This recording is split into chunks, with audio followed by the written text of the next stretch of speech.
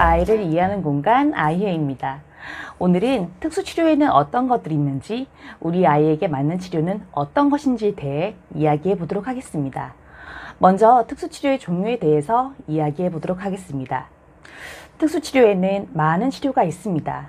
언어치료, 놀이치료, 감각통합치료, 특수체육, 심리치료, 음악치료, 미술치료, 후각치료, 작업치료, 인지치료, 자연치유, 동종요법 등 다양한 치료가 있습니다. 언어치료에는 무발화 아동, 언어지연 아동, 조음장애, 발화의 길이가 짧은 아이, 의사소통이 힘든 친구들과 그 의미 해석이 힘든 친구들이 받는 치료입니다. 언어치료를 통해 발화를 하고 기계음처럼 너무 단조롭거나 일정한 음도와 음률 그리고 조음을 연습합니다. 또 언어 수업을 통하여 대화의 상황과 감정의 이해를 돕습니다. 놀이치료는 발달 시기상 해야 하는 놀이를 어려워하는 아동을 위한 치료입니다. 외부에 대한 단절이 심해 자신의 시각과 청각주구를 이용해 몸놀이를 하는 아이들을 위한 치료입니다. 놀이치료를 통해 정상 발달 아동의 계열수에 따른 놀이와 친구와 함께 노는 법을 배웁니다. 또 놀이를 통해서 마음 이론을 배우고 상황극을 통해 아동이 어떻게 행동해야 하는지를 배워나갑니다. 감각통합치료는 소대근육의 발달을 돕고 상동행동이 많은 아이들을 위한 치료입니다. 상동행동, 불수의적 운동, 외계인손 증후군 등 그 증상은 뇌와 팔, 다리, 근육들, 신경들의 통합이 이루어지지 않아서 생깁니다. 우리의 신체에는 고유 수용 감각이라는 것이 있어 신체를 움직이게 됩니다. 이 감각의 통합이 이루어지지 않으면 불균형이 생겨서 뇌에서 지시하지 않은 명령을 엉뚱한 신체에서 수행을 하게 됩니다. 통합 감각 치료를 하여 올바른 수행과 집중력 있는 작업을 반복하면서 통합적인 신체 활동을 끌어냅니다. 특수체육은 주로 대근육 사용을 원활하게 하기 위한 치료입니다.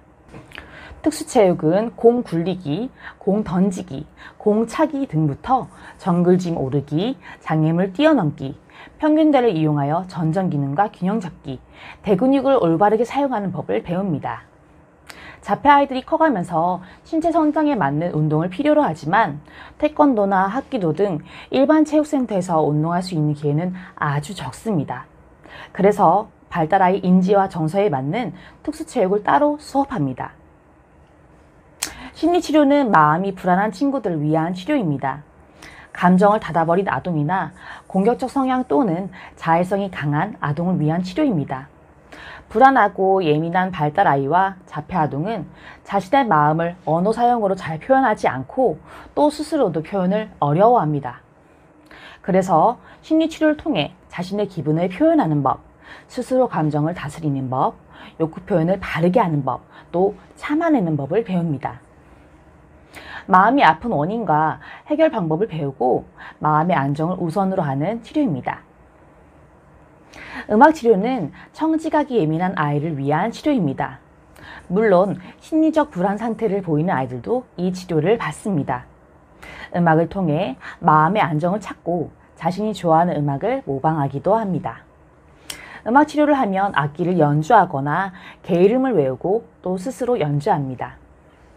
또 다른 청지각 훈련으로 토마티스 포브레인 베라르를 들 수 있습니다.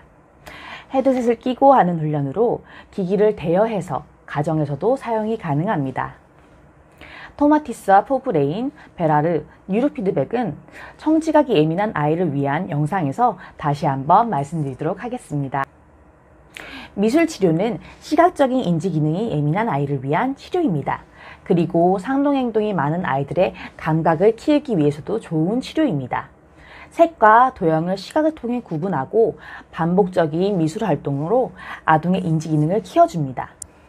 찰흙과 점토를 이용한 만들기는 아동의 소근육과 뇌를 자극함과 동시에 마음의 안정을 도와줍니다. 물감과 크레파스를 이용한 색칠하기는 자기 표현력과 시각적 사물 구분을 도와줍니다.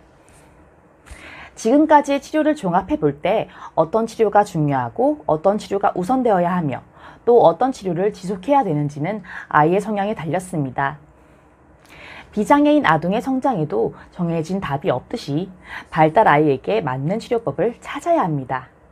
만약 언어 지연이 있고 상동행동이 작고 귀를 막는 아이라면 언어치료와 감각통합치료, 음악치료 같은 청취학적 치료는 필수적으로 해주어야 합니다. 또 인지적 습득에 어려움이 있고 소대근육 사용이 힘들거나 불안감이 많은 아이는 인지치료와 감각통합, 특수체육, 심리치료가 필요합니다.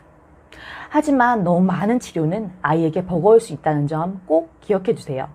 솔직히 남들 다 하는 치료 우리 아이에게도 해주고 싶고 또 그걸 안 해줘서 아이의 발전이 더딜까 겁이 나기도 합니다. 하지만 무엇보다 중요한 것은 아이가 그 수업을 받아들일 준비가 되었느냐이고 또 한 가지는 아이가 정말 흥미와 재미를 가지고 혼자만의 세상에서 나오도록 도와줄 수 있는 치료인가 하는 것입니다. 아이가 좋아하는 것보다 아이에게 좋은 것을 해주고 싶은 치료사로서 무엇보다 아이의 불안감을 낮춰주고 그 마음에 공감해 줄 수 있는 적절한 치료를 찾으시길 바랍니다. 오늘도 아이헤였습니다.